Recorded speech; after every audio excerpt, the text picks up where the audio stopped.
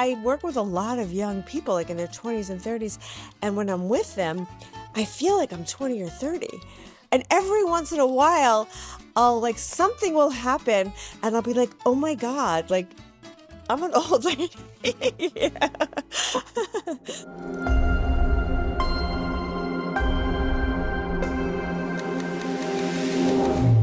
Life Reimagined with Stacey Ray. Before we get into Felicia's incredible career, don't forget to like, subscribe, share, and follow us so you never miss an episode of Life Reimagined. I am thrilled to welcome Felicia Madison to our show today. She is a stand-up comedian, owner of the West Side Comedy Club in Manhattan, talent booker, runs a school for aspiring comedians, and she didn't even enter the field of comedy until in her 50s. It's so nice to meet you, Felicia. Same. Thank you for having me. Oh, my pleasure. So you are referred to as the modern day Mrs. Maisel? Yeah, well, actually, she's the little old-fashioned Felicia. Yeah, there you go. There you go. That's the way I like to think about it. Do you get the, okay, bye, Felicia. Do you get that a lot? Of course. But people do say, like, it's really funny. They'll just say, like, literally, because they're leaving, bye, Felicia. And then they'll be like, oh my God, bye, Felicia. Yeah, yeah. Like they just Like, you don't have to realizing be it. so nasty about it. You can just, like, wave. Yeah.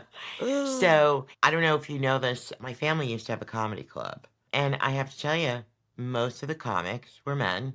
We did have some women. Rarely were they the headliners. They were always the backups to the backups, that kind of thing. So I know that you built this wonderful life of being a mom and a wife, and then in your 50s just went for a whole new thing. So how did you even end up getting into a comedy class? What made you even decide to do that? Well, just to take a step back, it was, like you said, I was a stay-at-home mom. That's what I did. It was, Yeah. what I not so much expected to do, but I think when I was growing up, I was always between like the burning bras and like the new generation of stay-at-home. I was sort of like, Yeah. do you become a mom? Do you not become a, what do you Right. do? Yeah. And I never really discovered what it was that I wanted to do with my life. I never found my passion. And so I went through most of my parenting, mothering days feeling like something was missing. Not completely happy. I would joke that I was suffering from postpartum depression since birth, like my birth. Yeah. I get that. and, Yeah. and it's a tough balance. Like, Yeah.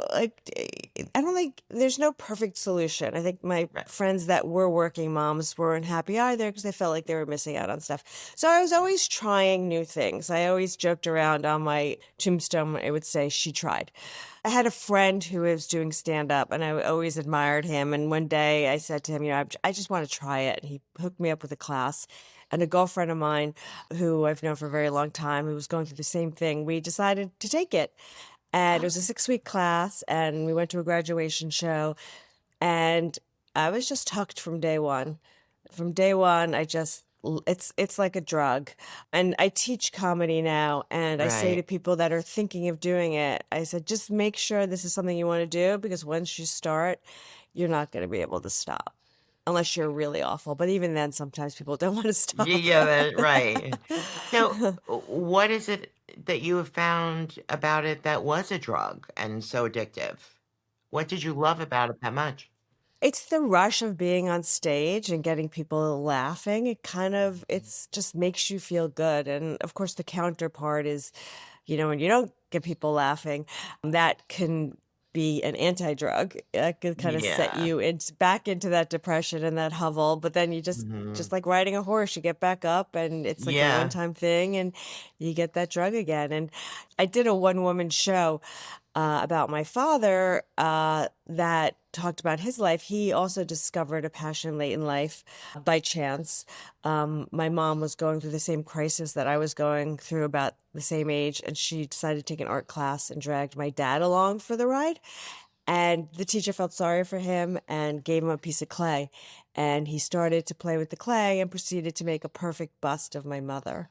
which like the teacher was like shocked, which started this lifelong passion for my father sculpting. And the name of the show was The Miserable Mrs. Madison. And I also, like my father, found a passion late in life. So the tagline to the show was, "It's never too late to find your marvelous."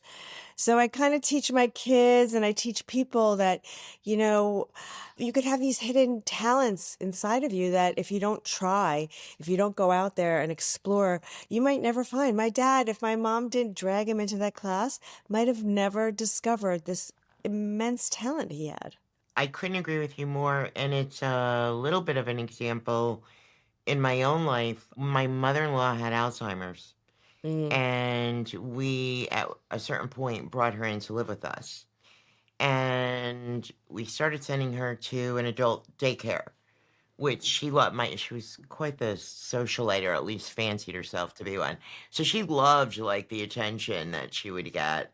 Not that she'd remember it tomorrow, every day was a new one, but one day she brought home a painting, a stunning, gorgeous painting.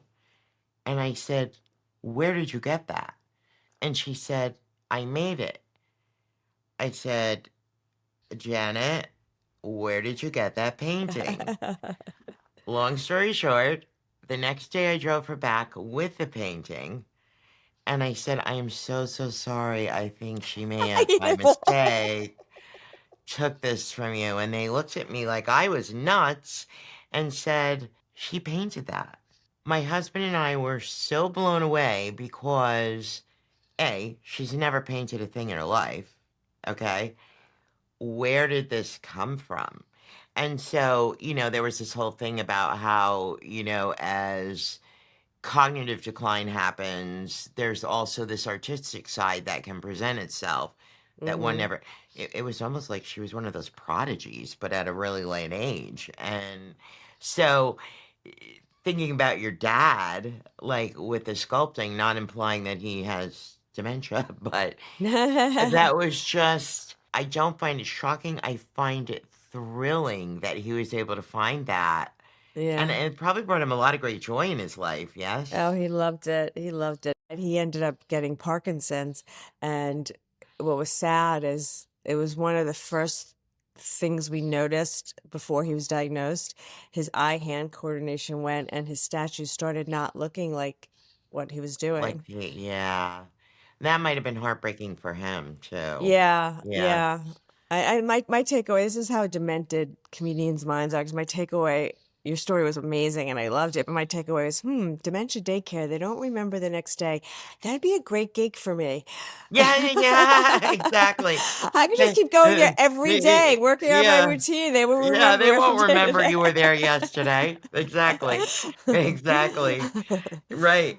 So you took this comedy class, loved it. Now you're addicted. Was your friend feeling the same way or just you? No, well, she liked it, but she went a different way. Yeah, she was like, Yeah, did that. That was fun. Okay, now on to the yeah. next thing.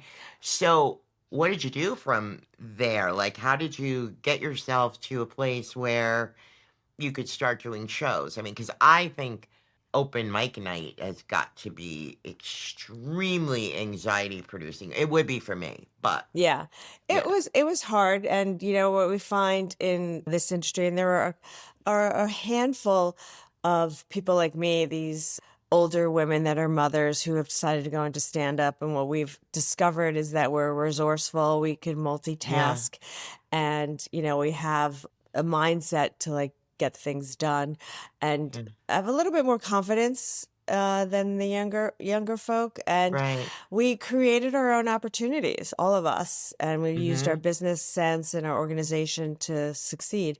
So I started doing daytime comedy shows. They were lunchtime comedy shows called Laugher Size because my friends, their kids were in school all day, so they were free during the day. And at night was the witching hour for them, getting them bathed, fed, homework, and Right. they were too tired And to then come downtown. exhaustion. Yeah, Yeah. yeah, So I don't know, I'm sure you're familiar with the fact in the beginning, when you're a beginning comic, they have bringer shows. So to get stage time, if you bring an audience, you could get stage time. So I couldn't bring people downtown. So I started creating these shows, which were very successful for a very long time. And I booked female comics and, I started growing it a little bit. And then I long story short, I started doing it at the club that I now run. Their talent booker had left, so they saw that I was producing such great shows. They put me in charge of booking the talent. And then the booker left, I became the booker, and then basically the owners moved away, so then I started running it. So it was it wasn't really my goal or where I saw myself Right. going, but it provided me with an opportunity to work my material and a place for me to perform, and I did love it, and I was good at it. I always used to get very frustrated when I got off stage and people would walk up to me and say, "Oh my God, you produce such great shows." And I'm like, "I just got off stage." How about you're a How about my phenomenal comedy? comedian? I Right. couldn't stop laughing. I was dying. Yeah, yeah. So clearly, there's like a really fine balance between the two. Yeah, Yeah, yeah. So it sort of all snowballed. It was a combination of being good at it, being in the right place at the right hmm, time, and working hard. I really, especially when the pandemic hit, I dug yeah, deep and really struggled to keep the club alive. We produced these outdoor comedy shows, which were incredible. In New York City, they had a closed streets program where that you yeah. applied to get the street closed. We would bring the entire club up a flight of stairs, stage, tables, chairs, lighting, and we did a show on the street. And it was Oh my goodness. amazing. Yeah, until the garage next to us shut us down. Oh So, but then we boy. started opening up and we went inside, so it was fine. Yeah, yeah. So for your start, certainly a non-traditional start in the industry, did you ever have an agent or even try to get an agent, or you just handled you? Well, I not yet. Something I'm thinking of, but the problem with finding an agent and a manager is, I have to figure out what it is my end goal is and how I'm going to make Yeah. money for them. I don't really go on the road yet. I did a little mini tour because I did still have a family and a life, and I wasn't really Sure. ready to like leave my husband just yet. But, I am a sort of, so something kind of exciting is happening where I did have one video clip go viral on Instagram. And so I'm a one talk wonder is what I call myself. It was a TikTok and Instagram, and someone found it and really loved it and reached out to me and wanted me to refilm it for America's Funniest People. There's a big difference between taking a boy to school and a girl to school. This is what my daughter brought to school. 4 bags of clothes, 3 bags of shoes, 2 bags of makeup, an area rug, a throw rug, a dust ruffle, a duvet, 4 sets of sheets, pillows, decorative pillows, more pillows, headboard, lights, neon lights, twinkle lights, a vanity mirror, a regular mirror, a decorative mirror, 4 sets of prints, 2 photo boards, none of me, a vision board, a shoe rack, a clothes rack, her rack, an air fryer, a toaster, and an espresso maker. And my son brought his iPhone and forgot his charger. So maybe I could get a manager or an agent now. If anyone out there is Yeah, looking for an old white exactly, lady, here I am. yeah. Well, so you entered the field already non-traditionally because of just being, older than the norm. What was it like going against those young guys? Gotta embrace them. I Yeah. love getting on stage. I love getting on stage, especially when it's a guy like talking about something that, you know, gross or disgusting or, Yeah. whatever. And I'm like, I get on stage, I'm like, hey, how'd my son do? So proud. Yeah. It's always a good starter, like, so proud of my son. How did he do? But I think it's the biggest challenge I had when I got started is, I'd be like, any moms in the house? No. I'm like, anyone have a mom? Yeah, right, Yeah. exactly. So trying to find that connection with them. And you find that usually they will appreciate it from a different perspective, the audience, and, trying to find a way to relate to the audience. And in terms of I'd be like, you know, I would get on stage and try to relate and be like, I can be your Mrs. Robinson. Yeah, And like, yeah, you're laughing, and they look at me like, yeah. who's Mrs. Who's Mrs. Robinson? Robinson? Yeah. Like, some of them have like Okay, I'm falling now. Just no that was that. clue. Yeah, Correct, right? And yeah. by the way, Anne Bancroft was 36 when she filmed that. I know, Yeah. doesn't that kill you? And Yes, she I was could be the her mom, older woman, right? the Well, older woman. I make references all the time, because I have a lot of younger ones on my team, including my daughter. I'll say something like, so that to me is so natural, and they just look at me and go, "What?" It's just so funny how like this is like embarrassing, but I'll say it anyway. My daughter had to send out a letter, and she's like, "What side of the envelope does the stamp go on?" Like, she's never sent a letter. And I did this on stage, and I asked in the audience, and I asked the guy. He had no idea either. I thought, like, some of these Hmm. things are just like they've never done. Like, Absolutely. like call waiting, an answering machine. Like what? I know. Or like actually dialing a number. So, were you chastised or made to feel uncomfortable when you were trying to get out there and perform by the younger comedians? Did they feel like you shouldn't be here? No, no, they were all pretty welcoming. Maybe in the very beginning, but as soon as I started like booking a show, everyone was surprisingly nice to me. Ah, Yeah. yeah. But once in the very beginning, someone came down and said, I should mention my age. Like, you don't look that old, and no one wants to hear from an old woman.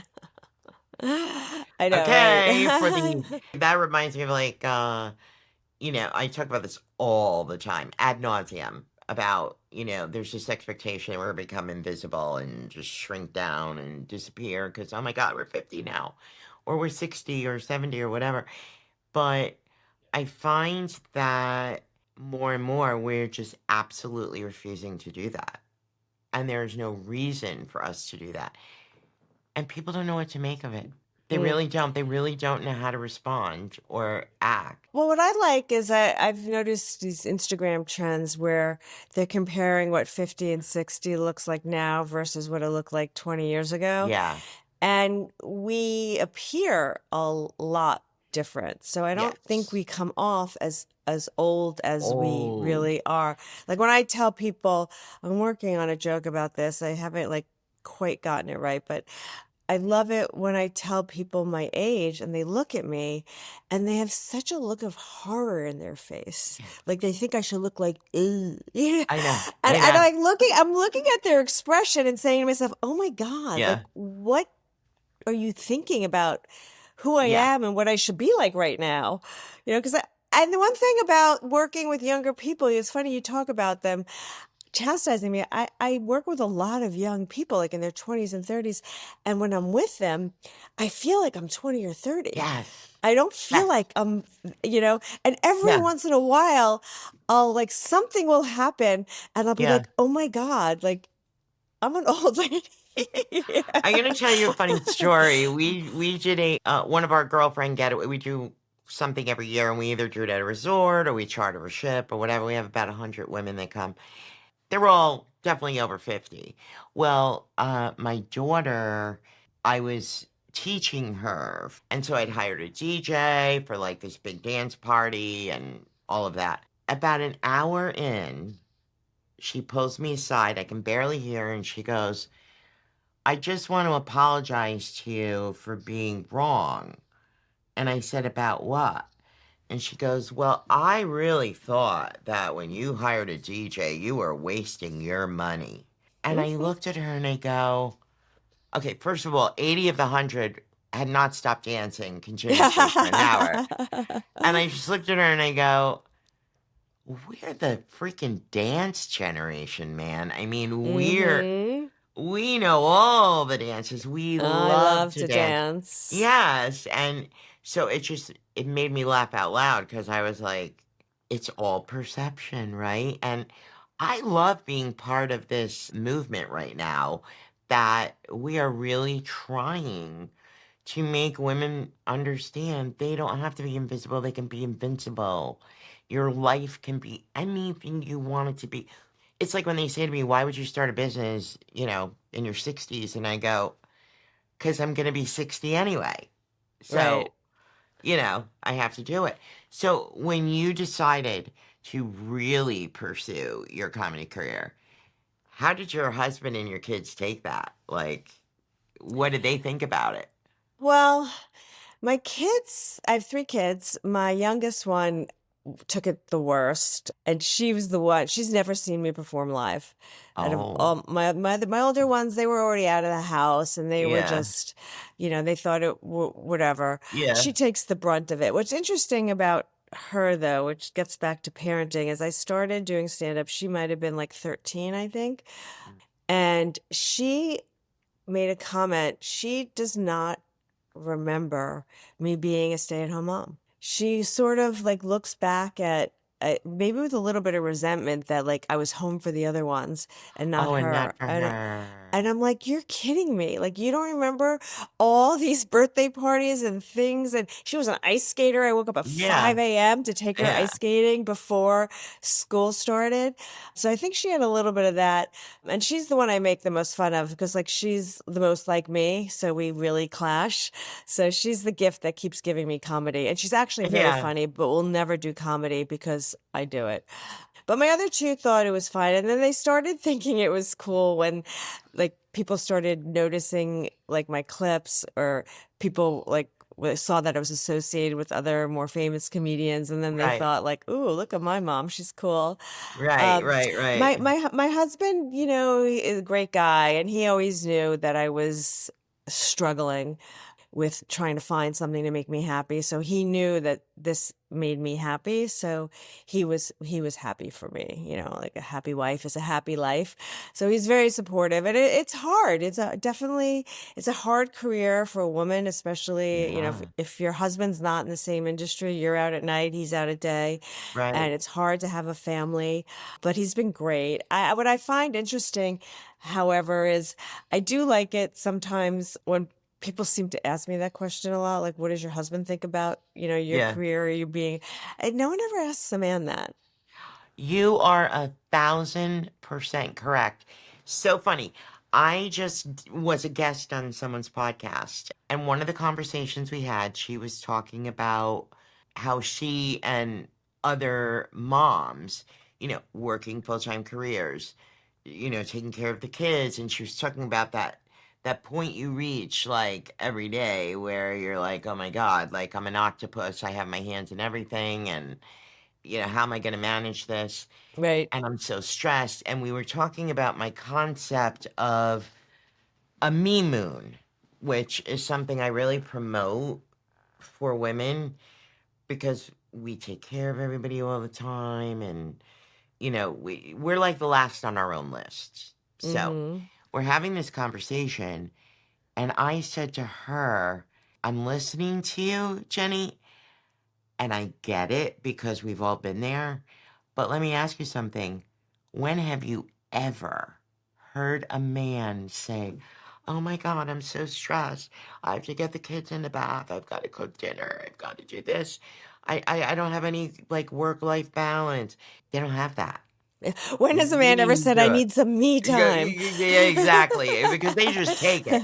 It's They all their take it. time. Yeah, exactly. Exactly. So you're right. Nobody asks me. It's like when you see like all these celebrities, like when they talk about, and they're starting to, the women are really starting to fight back with like paparazzi and reporters. Like, you would never ask a man that question about what he's wearing. Why are you asking me? I'm curious though about the younger generation. I took a class with all 20-year-olds, and I was talking to them, and we were talking about this a little bit. And the men were like, "No, we want to do, help around the house and cooking and helping with the kids." And I'm wondering if it's leaning towards a little bit more of equanimity or not. I, you know, from what I can tell, I think yes, but I still think it's not an equitable, equal types, hour to hour kind of thing. Like, Yeah. but I think there are improvements for sure. Like, certainly compared to when I was, younger. Right. I mean, this won't be a popular. This will be unpopular, and I'll probably get a lot of flack for this. But I feel like men are better at it than women because they're less emotional, so they can like handle like the kids better. They're like, don't get I get where I get flustered or angry or frustrated or whatever, and they're just so like. Well, and that might be, I'm going to say that could be because as moms historically have been so much more intimately involved with all the little details, we know all the little sideshows that are going on surrounding you know, your daughter's in a foul mood today. Well, you know that somebody said something off the cuff to her and now she's pissed off about that. Mhm. Or you looked at her the wrong way and she's mad about that. Dads tend to like walk in, all the drama is like done, and now they're just dealing with like facts, And So fun, facts and yeah, fun. facts and fun, the good guys, yeah. And it's certainly nothing we say is a blanket statement for all women, all Right. men, all Of moms, all course. dads. But I do agree, like, I really do think it's because moms really generally are just so much more involved in all the little tiny details. So, do you have a set schedule now that you work, or do you pretty much like work day and night at this point? Pretty much, it's gotten better. Like when I was first starting getting the club up and running, it was just me and I was doing everything. So it was like 24/7 for a really long time. Now that the club's running, I have more support, more staff, so I don't have to work quite as much, but I am on call basically 24/7. So there's three things. There's the club, which I run, and now I started a comedy school, which we're also getting up and running. Right. And then we have, my personal stand up. So I'm addicted to Ambien. Anyone? Just me? I usually have to explain to the young people what Ambien is. Ambien's what you take when none of your dreams come true. Right. So the problem has become that I don't have as much time as I would like for the personal stand up, which is what I really is my real passion, what I really love. Do you see a way for that to change?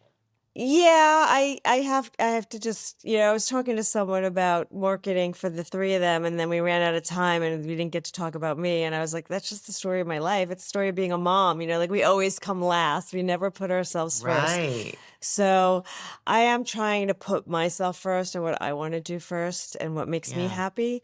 As a mother, inherently, we are taught not to, like we come last and what our kids and our husband and our house and everything is more important. And that has to be running and working. Right.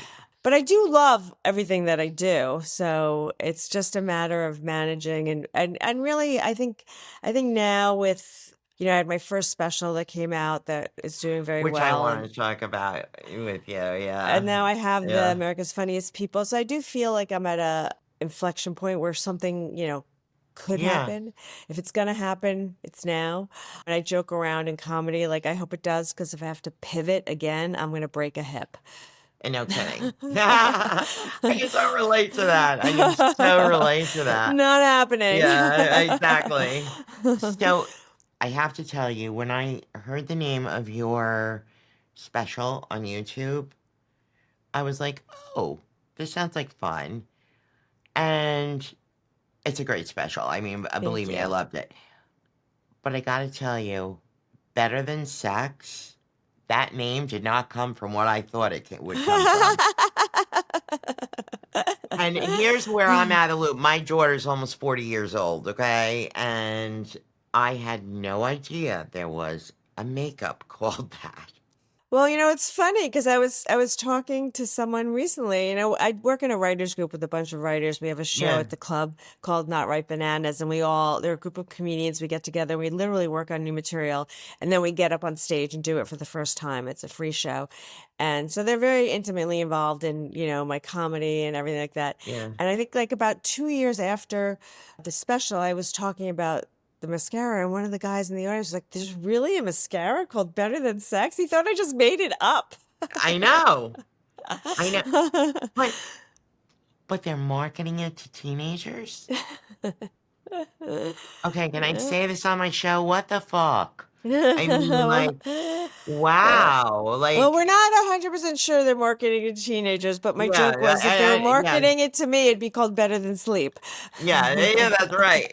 Exactly. That's what I need. I Yeah, and it's sort of the same thing like when I get on stage. So it was interesting. It wasn't the original title yeah, of the show. The original title was right. called 45 Years a Woman. It was the anniversary of my bat mitzvah. Don't do the math. Literally, this is a true story. So I say this on stage now. It's how I'm starting my next special. One of my friends who's a comic's like, you can't, that title is like so boring. Who's going to want that title? And so after I filmed my special, everyone was like tagging on social media and they were all tagging BTS, Better Than Sex. And so I was like, okay, whatever. And then I was like, that could be a catchy title. And then I had that picture that's on the cover of my album. That was taken when I first started doing stand up. And, I was a big dancer. You talk about dancing. I Oh, was, yeah, when I was younger, I was dancing. I wanted to be a Broadway dancer. I was like what I wanted to be. My parents had wanted me nothing to do with it. They're like, you're going to be a doctor or a lawyer. Not happening. So I say that because I was like a big flash dance person. And yeah. that pose is a very flash dance. Flash If dancey pose. it's like Yeah, when she has the water like flowing yeah, all over her. yeah, So I was kidding around. I did the pose and it's a beautiful picture, I have to say. I yeah. just, I was about 20 pounds skinnier and 20 pounds younger. 20 years younger. But Yeah, when I took it, I was like, just for fun. I'm never going to use this. right. And so I came up with a name and I thought to myself, oh, wow, that would be a great That would be a picture. perfect picture for it. Yeah, And then I joke around like, I've made these flyers up. It's Better Than yeah. Sex with me in this like very dramatic, sexy pose, and you hand them out to people. And I realized after like halfway through my pile that people thought it was porn, which is why the special's Oh my, doing which so is well. why there's so many views, right? Exactly. How many of them kept waiting and watching for the porn moment that never came? So I'm gonna do my next special in Dallas, and I'm gonna call it Felicia Does Dallas. I love that. Which you Hey, get, but the younger I audience get is like, the other what? audience is to be like, I never heard of that. I don't Yeah. understand what that's all about. Yeah, exactly. There's so much more ahead right after this short break. So what were you doing this month? Because here at Sisterhood Travels, we were busy riding camels, dodging zebras, getting lost in ancient alleyways, and maybe, just maybe, drinking a little too much wine under the Spanish sun. In Africa, we woke up early, not for work, but for giraffes. We traded alarm clocks for elephants trumpeting in the distance. In Croatia, the sea was bluer than your favorite jeans, and every single meal made us consider never going home. Spain? Spain was spicy. Let's just say what happened in Spain is probably still happening right now. Was it fun? Yeah. Did we miss you? Totally. Did we text you photos just to mess with you? Well, maybe. This month, it was kind of amazing. And next time, we want you in that photo. Visit us at sisterhoodtravels.com. Picking right up where we left off. So have you ever considered targeting your shows to an audience that actually gets all these references? Yeah, it's hard. It's hard Yeah, to find it. We do have a yeah, couple of shows at the club, like Funny Over 50, yeah. but generally speaking, the late night comedy scene Is isn't, younger. yeah, it's Yeah. not like 50, Yeah, 60-year-old because, women. seriously, 8 o'clock, Yeah. I don't really want to drive, you know? No, there's like in the city, there's this club that's a 70s and 80s music that starts at like 8 o'clock. Yeah, Because that's I would so be there. I'm so going. I'm like, can't wait. Yeah, when I come up there, I'm gonna go with you. I mean, it's just like hilarious. So, how do you choose guests for West Side? Do you audition them? Do you have open mic nights? How does that all Yeah, work? I mean, it's the hardest part of my job. The Yeah, hardest part of my job because there is so much incredible talent in New York right. City. It's Yeah, just, it's like I do the analogy of it's like walking into like Saks Fifth Avenue or Bergdorf Goodman. It's pretty easy to Yeah. come out in a stunning outfit. Yes. It's easy. The hard part is having a very diverse group of comedians that all work together and like the show flows in a certain way and Right. crescendos up to the top. But I do enjoy finding new talent and nurturing new talent, which is why I Yeah. started this school. And so that's more difficult. So I say that's like walking into Forever 21 and coming out with a good outfit. You got to pick through a lot of crap, but Yeah. there's some good nuggets there. And if you put it together with the right Yeah, like person, diamonds in the rough, right? yeah. And Yeah. so I feel like I have a very unique gift for finding talent and also a unique perspective because I'm also a comic. So when someone comes to me and says, "Oh my God, I'm so, why am I not getting new spots, more spots? I'm so funny." I feel for them because I remember being a young comic and feeling the same way. I remember starting out being like, they're all laughing at me. Why are you not booking me? Why Right. am I not on this show? Right. And, we do this Comics Helping Comics monthly at the club where all the teachers of the school come and we give advice. And one of the comedians, it was, I think Brian Scott McFadden, also Eddie Brill and Clayton Fletcher are co-founders with me, said, we're in the Olympic village of comedy. We have like the best of the best comedians. So if you think you could get on stage after like, a Bill Burr or a Brian Scott McFadden and you could kill just the same way they did, then I'll give you a spot. But you have to be honest with yourself, Right. And they laugh at me because I talk about decibel and frequency of laughter. I make it very technical. I started doing new talent shows early on and I intermixed them with prose. And I could close my eyes and listen just to the laughter and tell which one was the pro and which one was the beginner because it was the frequency of the laughter and the decibel of the laughter that just changed. I imagine it would. Mm-hmm. And that's hard to tell people. They don't want to hear it. So I no longer really watch them, the talent shows on TV. Mm-hmm. But I always remember on American Idol, you'd get a lot of people who would get so nasty with the critique from the judges. And I mean, the worse they were, the nastier they got over the critique. Of course. Have you faced that when? Yeah, I've had a couple of people that are, I always find it interesting when they, are nasty to me because I'm like, well, that's not going to get you a spot. Yeah. Which is the Yeah. other thing it's the other thing Yeah. I say to people is like, there is so much talent. There's so much Right. talent. I don't need to deal with attitude. I don't care, if you're the funniest person in the world. I'll find someone else. I have people that like miss their spots constantly or just cancel or just not nice. Or I'm like, I don't need this. I don't need this aggravation. Do you know my friend Alice Chan? Of course. Of course. We went on the road together. Oh my gosh, I love her. So she Yeah. did my podcast like way back in the beginning. And one of the things she was talking about was kindness. Mm-hmm. And I said to her that my experience did not reflect that comedy was a place to be kind. But she was talking about kindness with fellow comedians. Mm-hmm. And she said, there might be somebody great that wants to be in my lineup, but they're nasty and they're not nice. I'm going to go with the kind person. And I thought that was such an amazing concept and perception. And it almost sounds like you're in the same place. Like, Yeah. And also you just never, on another note, you just never know. Like I was like a low level person at some point and now I'm running a club. And if you Right. were like nasty to me when I was young, on the lower rungs, I'm not going to be so inclined to help you at the higher rung. Yeah, I Yeah. can understand that. I mean, Like I tell all the young comics, be nice to everyone at the club, the person that checks you in, the bartender, the server, because absolutely. people tell me stuff. This guy was so rude. And I'm like, I don't want people being rude to my staff.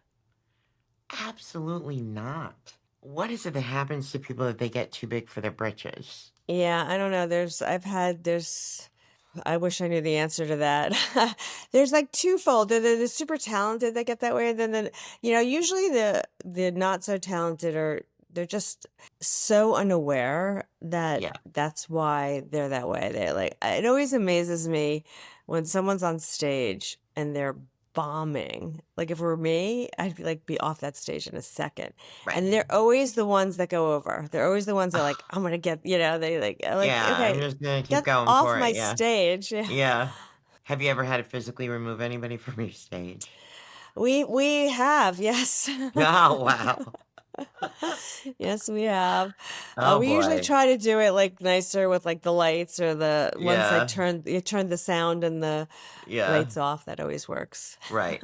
Right. but Exactly. not often. Not often. Yeah. So at your school is called Funny? Yeah, it's funny stand up, funny University of New York. It's like we're like, is it funny? Is it FUNY? We don't, yeah, I but know. yeah, I was like, I said I'm gonna err on the side of what makes sense to me funny. funny. Yes, Yeah. yes, yes, yes. Yeah. It sounded like a good idea when we did Yeah. it, but now like I realize when you Google funny stand up, that's what shows up, funny stand up. So we like kind of like disappear in the bottom. So I might Oh, remarket it a yeah. little bit. Should you get male and female people who Yes, are in your classes? yes, yeah. Yeah. Is there a gender divide? Like more of this, more of that? You know what's funny? We tend to get a lot of older white women. Oh, okay. No, no, but we get a mix. We have Yeah. different levels. The school was created to like have levels that people could advance up. Right. So we get like a equal divide, men and women, all different ages, everyone that just kind of like wants to try stand up. And yeah, I since I'm a female run organization by me, I love that. Yeah. I try to make it a very female friendly, safe environment for women. So I do get a lot of that from women, like thank you. If I people always say like I have the nicest mics around, or Yeah. I sort of I bring that nurturing, mothering feel to the club. Even to Right. the club itself, like I like to call West Side the cheers of comedy clubs, where everyone Everybody knows your knows your name. name. Yeah, I Yeah. know. I have customers that come back on a regular basis. They're like, oh my God, they see me like, oh my God, I love you. Are you performing tonight? Or who's here? And they come back, and it's just like a safe, comfortable place, which is unusual for a comedy club. So somebody takes your classes. At what point do they start to perform on stage for a show, like an actual show outside of your classes? Do you help them with that or? There's usually a graduation show. So they all have a graduation show and they bring their friends. And then we have new talent showcases weekly at the club. And again, those are bringer shows, which is also in the industry has a really bad rap. People like think they're like the worst possible thing. But again, you have to explain to people, okay, you're a beginner comic. You're not a pro comic. No one knows who you are. You don't have a following on Instagram. Right. Bottom line, I'm running a business. Like, who's coming to see you? So you have to create your own opportunity. So in the Yeah. beginning, this is what comedians usually go through. They take a class, they do a graduation show, then they start doing a lot of bringer shows. At our club, the way it works is from the bringer shows, we pick a few of the top ones to do an audition showcase. And then if you win the audition showcase, you can get what we call check spots at the club, which is like a small 5-minute spot, which I Mhm. try to sprinkle them into all of our shows because I really believe in nurturing young talent and giving them Yeah. opportunities. So a lot of comedians will say that they love that they could, at my club, even though they're a beginner comic, perform with the pros, which is like Yeah. rare opportunity for them.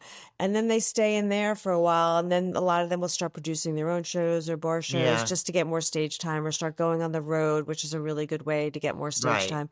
And then a few of them will get permanently passed at the club. One of the comedians that I worked with from the start, got her on stage for the first time, is now a star. Her name's Zarna Garg. And she's like, what if I meet an Indian kid who's an art major? I said, that doesn't exist. She started at West Side. We did a show together. She's Indian. Well, listen, I'm now so American, I not only have opinions, I monetize them. We did a show called Hinjus, and then she started headlining, and now she has her own special. The thing about the Kama Sutra is that it is true Indian people wrote it, but I can promise you no Indian man has ever read it. has a book out. She's working on a TV special. She's just like a superstar that she worked her way up. And paid her dues. Yeah. And also, Yeah. yeah, a mom. She started later in life. Oh, wow. Yeah. Is because the name is cracking me up, Hindu. Yeah,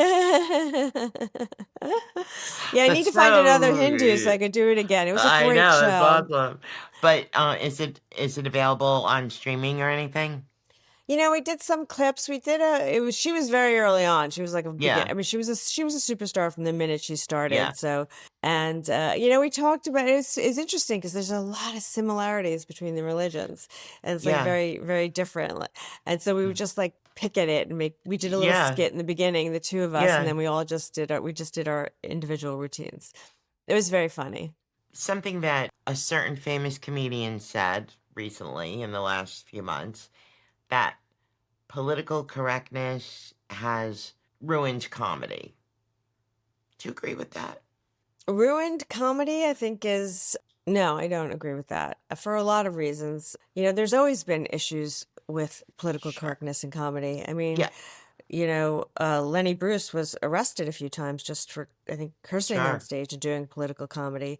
Yeah. There was a book out, the Smothers Brothers, I think, were canceled because of their political Yes. comedy. I think that's always been the case. And I think, if I want to be cynical, maybe these people are just babies and they don't want to go to jail or be canceled. So maybe they're afraid to do it. But yeah, I do think people can get canceled, but there's so much to make fun of. If you can't figure out a way to make a joke without being politically correct, then are you really funny? But I will say, just to backtrack that a little bit, because I do believe that comedy was created, or the main purpose of it is to take very difficult conversations or very difficult topics that people don't want to hear or don't want to listen to or don't want to see someone else's point of view, and put it in a package that is palatable for people to listen to and laugh about and maybe think about it in a little bit of a different way. I could not agree with you more. I mean, let's be real. All in the Family changed society, in my opinion. Because it took all the things that were probably being said in 9 out of 10 homes around me, possibly my father included, who knows, and it made us laugh at the ridiculousness of it. But it also made us cringe at the cruelty of it. And things started to change. And I don't agree either that political correctness has ruined anything. I think political correctness has changed the way in which we interact with comedy. But I'm a huge believer, always have been, always will be. If you don't like this, that's what free choice and free will is. You don't have to listen. And you get to go watch something else that you do find more acceptable to your standards and what have you. I don't believe in censorship at all. And I think comedy, if you talk about people like Lenny Bruce and some other brothers, then, an argument could be made even maybe for Andrew Dice Clay. We always want to shut them down. But there's an audience for everybody, don't you think? Well, it's kind of, I don't know if this is the right analogy, but it's kind of like saying the Me Too movement ruined actresses. Right. Right. Exactly. The Me Too movement wasn't a great thing. It was like, the Yeah. casting couch was like, it was a term that we all used and knew. Absolutely. So, I mean, the fact that we made fun of things in the past, and people laughed about it, was that right? Should we have been doing that? You think about Joan Rivers, who I think is like the best female comedian of all time. I know. So inappropriate. She, she would be canceled in a nanosecond today. Exactly. But she was hysterical. But was it okay to be making fun of these people? I don't know. I always hate that. If you laugh, it's okay. Yeah. I don't Yeah. know, but I think it's very tough. Yeah. I agree with you with the censorship. I think it's horrible that people are being canceled and censored for certain things. I do think there's a lot of hypocrisy in that because I think there are a lot of things that I can't say that other people can, just as Right. like a white woman. But, there's so many opportunities out there to get the message out and get it said in a right way without being Yeah. canceled. So you just have to be creative. Yeah. And look at Joe Rogan. Perfect Censorship example. is not a problem. Right. Exactly.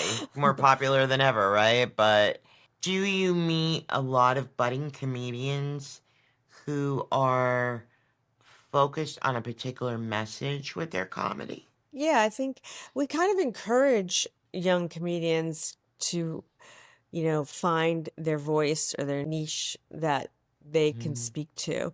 And I think that's when you're the most successful is when you have a story, you have something to yeah. say that's very unique. Like when I get comedians coming, I look for that because there's so much comedy out there and so many comedians out there, and you look for not just funny and very funny, you look for like that unique thing that like, wow, I've never heard that before, and that's a topic that's been covered, but never from that perspective.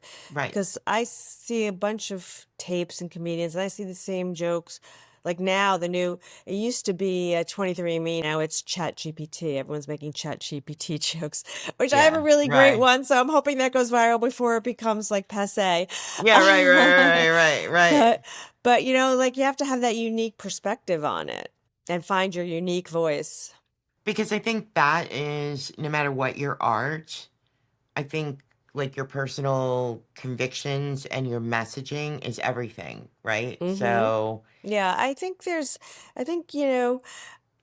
I'm a big proponent on like another thing that's very unique to me that people say is like interesting perspective. But you have your voice, like the message you're saying, and then you have your actual voice. Like your voice, a voice instructor said this to me very early on, that it's like an instrument. Just like a violin, and your vocal cords are the strings, and you're sending this instrument, these waves out into the audience.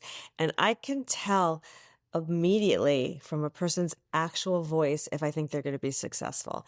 Sometimes, I mean, you can have a bad voice and really? be successful, but they just send these waves out into the audience. When you think about like a Walter Cronkite, now I'm aging Yeah. myself. Yeah. Huh. And I you know hear it. him. Yeah, and how that voice made you, the actual voice made you feel, it made you Yeah. feel like so comfortable and you wanted to hear it. It's the same thing with a comedian. You hear that Absolutely. voice and it captures you right away. Right. And that's so important. It's something so many people don't pay attention to. I think that's huge. I mean, perfect example, Keith Morrison. For Mm-hmm. some, he may be annoying, but you know what? Go on the Com app and listen to his bedtime stories, or Harry Styles or Matthew Mm-hmm. McConaughey. Oh my gosh, you're right. It's the voice. It's not even the message as much as the voice. It's that pulls at your heartstrings. Yes, it does. It Yeah. does. So, do you encourage your comedians to work with vocal coaches? I do. I mean, we haven't yet found a good one that we want to work with, so Right. definitely. And that's why actors and actresses are becoming very popular in the comedy world. It used to be that comedy was sort of for the misfits and the people that couldn't get the spots on the movies and stuff. When you look Yeah. about how pretty comedy has become, it's because it's become very popular. So the more mainstream people, and you have actors and actresses now doing it. And if you take an actor and an actress that may or may not be funny, but they have a good writer, and you have acting Right. and acting with great writing, it's a good combo. Can you tell the difference when you are auditioning people on that particular point, like who had a writer and who's writing their own material? I can't tell. Sometimes I can. I always can tell who the actors and actresses are, Ah, whether or not they're writing their own material or not. But you can tell who the actressy actor ones are. Sometimes you could tell only because the joke is so off from the rest of their material yeah. that you knew someone else did it. But having someone help you and having a group of people and having a writer's room is not bad in the comedy world. It's not something that Right. should be looked down on. We all Right. have, Right. Right. a tennis player has a tennis coach. everyone has someone helping them to fine tune their career. So that's not something that I'm Right. saying is a bad thing. We Right. all do it, and it's a good thing. And I think we all should have it. Like the analogy I do at my school is, if you want to hit a home run, you can go to the batting cage by yourself and hit balls for a month, and eventually maybe you'll hit that home run. But you can go to that batting cage with a coach, and you could be hitting that home run like in a week. Right. So it's up to you how you want to, you know, your finances, your time, how you want to do it. And investing in yourself and what it Mm-hmm. is you want.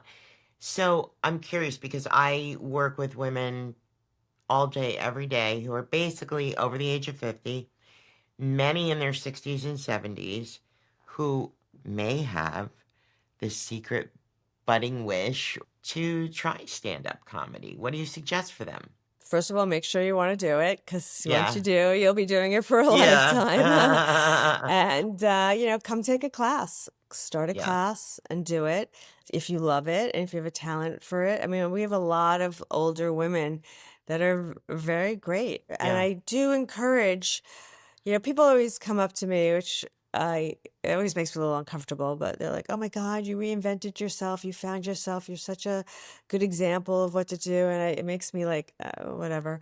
But it's hard. People always say to me, "You look so happy. You're like so encouraging." And I do try to encourage people to try and not give up. There are so many women at this stage in their lives where their kids are leaving. I did start a podcast with a friend called Empty Nesters Podcast. The vision was to help women adjust to this new phase in this Yeah. life, and I joke about it. It was a complete failure because everyone was very happy, but You're like, most women bye, are like, kids. "Psh, Bye. thank God, my Please time." call before you come Yeah, back. yeah, you're Yeah. right. And they Yeah. come back, they're like, "Oh, you were coming back? Really? No, it's okay. Door's locked. Change the Yeah. keys." Um, Yeah. but yeah, I feel for the people out there that have a hole, whether you're young or old, it's the same thing. I have a Agreed. kid just graduating from college who's trying to find herself. It's hard, and you just I hate to sound like a Nike commercial, but like, just do it. You just have to try. You just have to put yourself out there. Like, "Oh, I don't think I Yeah. like that." Well, you don't know, because and it's also like, you think about kids when they're growing up. "Oh, I don't like peas," and then like when they're older, they try peas and they're like, "Oh, they're not so bad." Like, you might not like peas their whole life. How did you know that about me? I love them now. Sometimes they literally will just have peas for dinner. Like, I love them. As a kid, they were disgusting, but Right? So you might yeah, not have liked it when you were 5, 10, 15, but you're 50 now. Your taste buds changed. You might like exactly. them. Give it a try. That's right.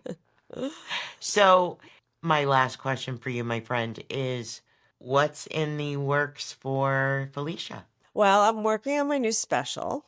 I work on deadlines. So I have to pick that date, and I'm thinking I'm going to do it January or February of next year. Ah, So I'm going to get that out there. I would like to try to figure out a way to get a manager, an agent, and right, I did write a pilot. As part of my one woman show, The Miserable Mrs. Madison. I wrote a pilot about my life, Upper East Side mom by day, stand up comic by right. night, before the Mrs. Maisel came out.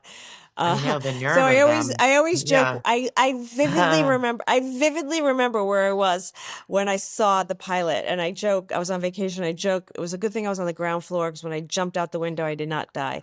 No kidding, right? No, I was how like, could you "Why do this me?" to me? I I always feel like I'm know. one step behind. Oh my Like, gosh. and my smart ass son's like, "It's group think, mom. It's not you." It Yeah, oh always my happens that God. way.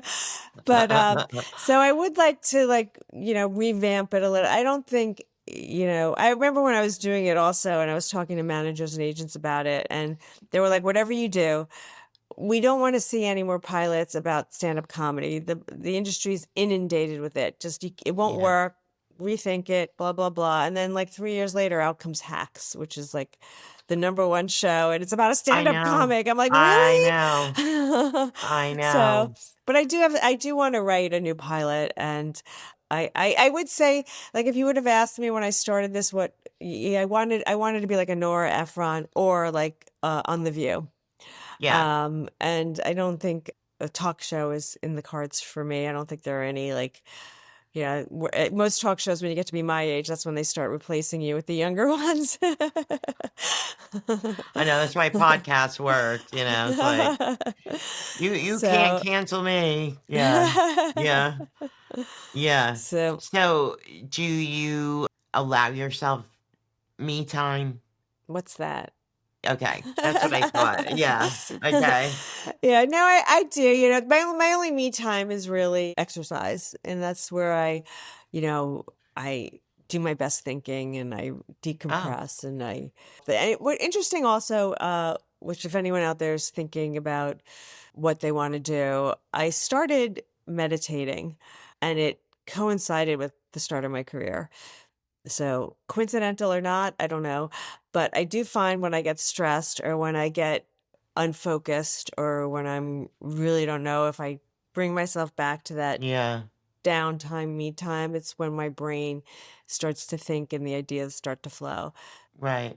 So, I want to thank you so much. This has been so fun. I know. I had a great time. I feel like we're like sisters from another, what's that I expression? know. Yeah, exactly, exactly. And I'll be coming up to New York in October. So I am going to have to make it my business to get over to the West Side and meet you in person I would love that. I would love that. and and I'll be in the audience. I'll be the one. I want to hear Felicia. I want to hear Felicia. Can you clone Yeah. yourself? I need just Yeah, like a yeah, billion yeah, more yeah, of yeah. you. I will just like have a lot of us in the audience. Exactly. Yeah. Thank you so, so much. If you liked this show, please be sure to like us, follow us, subscribe to us, give us a review, because it really helps grow our podcast.